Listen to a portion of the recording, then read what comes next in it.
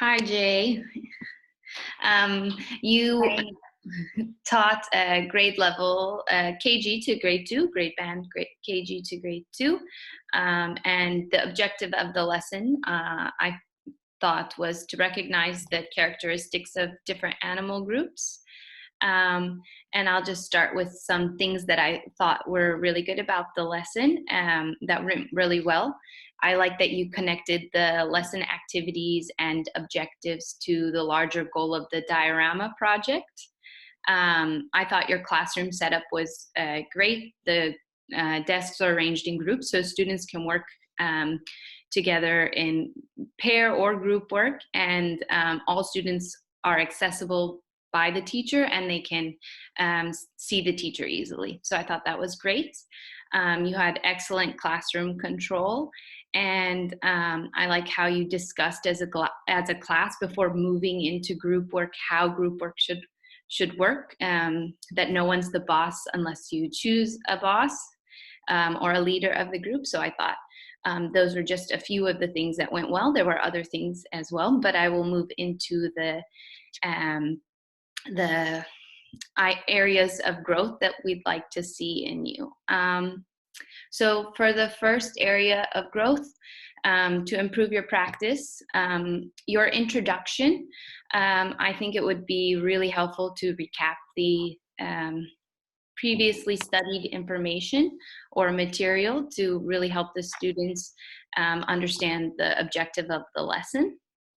In addition, I think it'd be really helpful to differentiate the activities for the different levels, low, high, and medium abilities.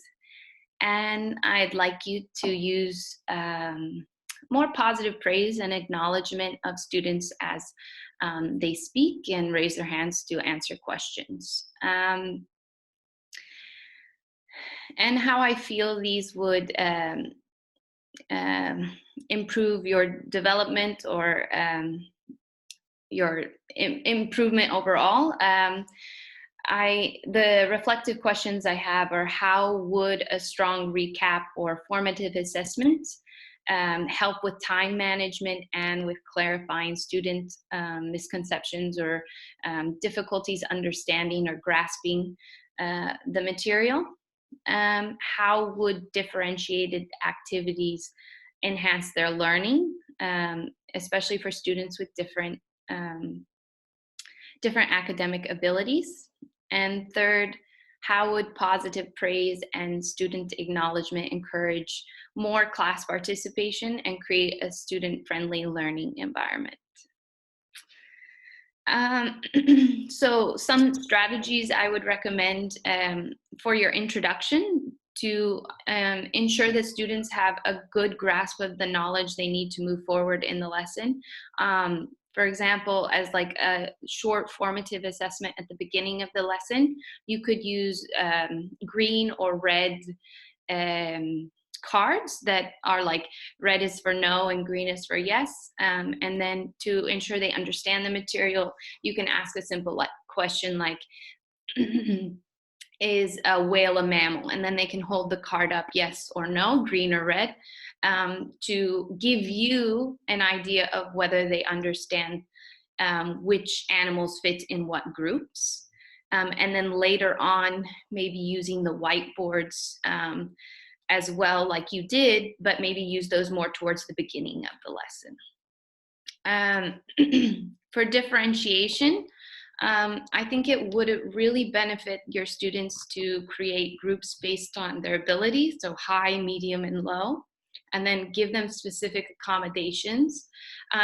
For example, in one of the group activities, you ask students to put the animal picture next to the animal group, but you ask them to explain why, or if they weren't sure, you ask them why. And so for students in low ability groups, it might be helpful to give them, for example, cutouts with the reasons why on them already given, so they have those and they can work through them. And then students in the high ability group would be able to maybe work those out for themselves and would need less assistance. And then in the last activity, when you had the students working on worksheets, I thought that it was great that you went around to individuals who are struggling, but I think it would also benefit them to work with partners, especially those with lower abilities, so that they can bounce ideas off their classmates. And finally, for one more strategy, just incorporating more positive praise and student acknowledgement. For example, when you ask the students a question and they were answering, you seemed a little bit distracted by handing out papers or other things, and you weren't giving them your full attention. And so I think it would improve their confidence and their feeling that they can participate more in the lesson if you were to make sure you give them eye contact and things like that. And then I think that students in the different ability levels would really benefit from having accommodations made or not their assignments or activities extended because based on their ability. And then I think that all students will benefit from positive praise because it creates a warm, friendly, student-centered learning environment. So those are my thoughts. And then as far as how you can start implementing those, I think you can start implementing them slowly, gradually over time. There's some things that are immediate. For example, you can almost instantly start recapping material at the beginning of your lessons. And one great way to do that again is with the green and the red card, because those are easy to make. And students kind of enjoy being able to hold up the cards and don't feel like it's an exam necessarily. And starting right away, I think you can incorporate more positive praise and student acknowledgement. So, and in week 2, you can continue on with both of those, and then maybe start to use a platform like Classroom Dojo or another preferred strategy to introduce like positive reinforcement for good behavior and classroom participation. And maybe starting in week 3, if you could start to incorporate differentiation by creating groups based on low, medium, high, or maybe even you can do mixed ability groups. Just make sure you have accommodations for students who are in the lower ability groups. And in week 4, you can continue to implement recaps, positive praise, and to create more differentiated activities. And I would like to continue to come to your classroom on a bi-weekly basis to see how you've been incorporating strategies and to see how comfortable you start to feel with them. And then after any observations, we can discuss them and follow up, and I can provide you any support you might need, or we can ask other teachers what strategies they might use to to incorporate these things. So overall, I thought it was a very good lesson, and I hope that you you appreciate the feedback. Yeah, and I'm happy to help you in any way. Well, thank you, Amy, for your support and feedback. You presented some very valid strategies, and I believe that I can implement these ideas in my classroom and be able to get more value out of my lesson, not only just for me, but for my students as well. I'm glad that we can set up some time later to follow up and reflect on these changes that I can implement in my class.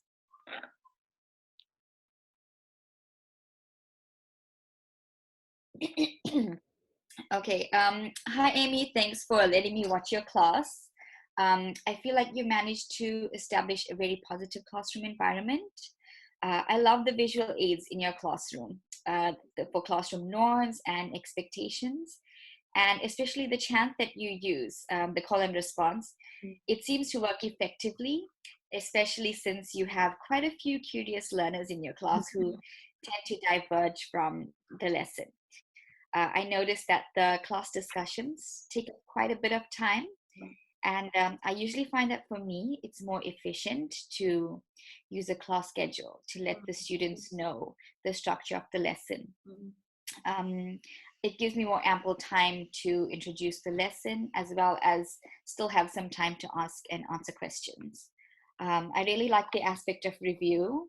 I often like to use the teach reteach method, and I noticed your attention to detail in the use of the Harry Potter book extract. You seem to have quite a good understanding of the students' likes and dislikes. The students seemed quite intimidated by the lesson, the topic at first, but you had all of their hands shooting up when you introduced the Harry Potter extract. So some things that you can try are to implement more of those varying dynamics into the class to vary the pace of the lesson. I think maybe like try using a game or an activity which draws their attention away from the screen for a while, and forming groups where they're interacting with each other, or activities where they can brainstorm. I always like to use learning through discovery exercises. For example, the class can conduct a survey where they can find out from their peers their likes and dislikes to get more of an idea of what types of books interest them. Mm-hmm. I liked your idea of encouraging the students to set achievable goals, especially since it's something which they can learn in the class and take back home, and vice versa, like just reflecting on home and those agents back into the class. For your lesson, you use clear and concise instructions with real life analogies and examples that the students could relate to. In transitioning from tables to the carpet, I noticed that a few students chose to remain at their tables. My suggestion would be to use as much of the area as you can, considering that it was a bit of a cramped space. Maybe let the students know that we'll be transitioning or moving from the tables to the carpet, and use games or chants or maybe even a timer. Practice will also make the transition a little more efficient. Have students come up row by row or in pairs and sit in a form where everyone can see the screen, and also seated in a comfortable position or a comfortable spot so that they can focus on the lesson. You can use markers or stickers to mark the spots that the students can sit in. Try to reinforce the importance of raising your hand and to ask and answer questions, and give more quieter students more of a platform to participate. You can use maybe a prop to pass around to the students so that the student who is holding the prop is able to talk or answer the question, and then encourage the other kids to listen to the speaker attentively. I also like that you use some positive reinforcement strategies. I know to one of the students you said, nice vocab. I felt that was very, very encouraging. Something to reflect on. I think maybe I'd like you to focus a little more on how you implement strategies that encourage more student talk time into the lessons. But overall, a great structured lesson, concise, clear, solid content, and well done. Thank you. All right. I really like your suggestions about class schedule, so that to keep the students aware of what's going on, to keep the lesson moving, and also your suggestion about varying the pace of the lesson. That sometimes there's maybe too much talking or too much discussion, whole class discussion. So incorporating group discussion or games, like you said, would be a really good idea. And I also like your suggestion about transitioning to the carpet, how it was a bit messy, but with more practice, maybe with using a timer or having them move, like you said, row by row or in partners would really be beneficial for them and waste less time maybe. And then your suggestion about more student talk time, giving a prop to students when they're speaking and allowing students who are quieter more chance to be involved in the discussion. So I really appreciate your feedback, and I will definitely work to start incorporating them into my lessons. Good. Well, thank you for being so open to my advice and suggestions. And I'm looking forward to us meeting again soon to follow up on those strategies. Great. Thank you.